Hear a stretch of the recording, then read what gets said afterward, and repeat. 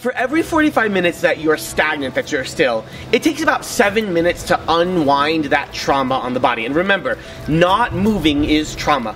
Every cell of your body, this is the simplest thing I can share with you. Not moving is trauma.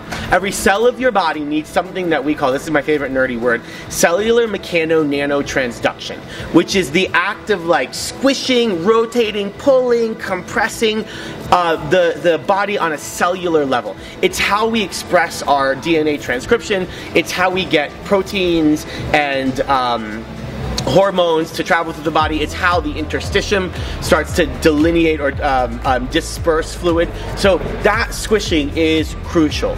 So for every 45 minutes that you are still, it takes about 7 minutes to unwind that trauma.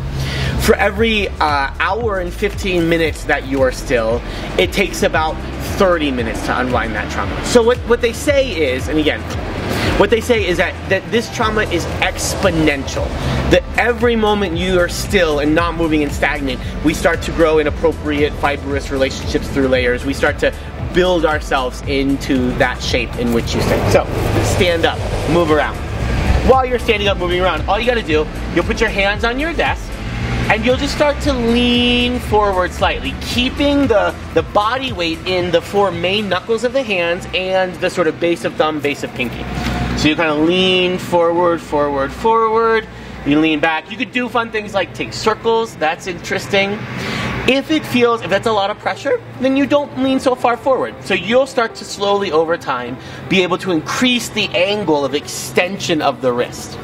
One thing you might find is interesting, especially if you do have a lot of mobility, if this feels good for you, is coming to a relatively neutral extended wrist, and then working to actively lift your fingers up off of the desk, up off of the table. This is way harder than it seems like it should be.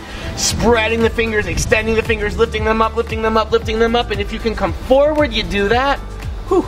Okay, once you've done that, the last little bit you'll do is you're gonna work on the other side.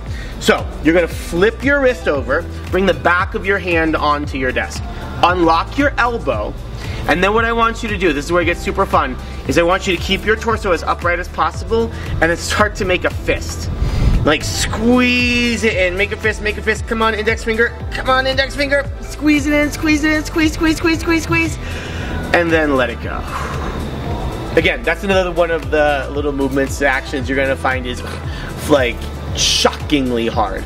But working on that every day is gonna give you a ton of mobility, a ton of differentiation through the layers, and over time will help you, because the deal is, this is the world we live in. There are a lot of people out there, a lot of the sort of natural movement folks, which I love, which is this community I'm in, who want to say like, well, let's just go back out and just climb on trees and live in the rocks, which is great, but we've decided to live together, and I think that's a really nice choice. This is the world we've chosen to live in and we continue to participate in.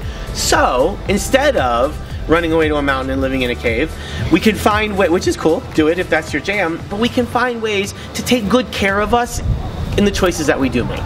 You know, it's not like, well, I'm subject to, like, my body's gonna fall apart, because that's just what happens when you sit in a desk. That, like, let's reframe that. Let's find another way to sort of live together, to rock it out in this world.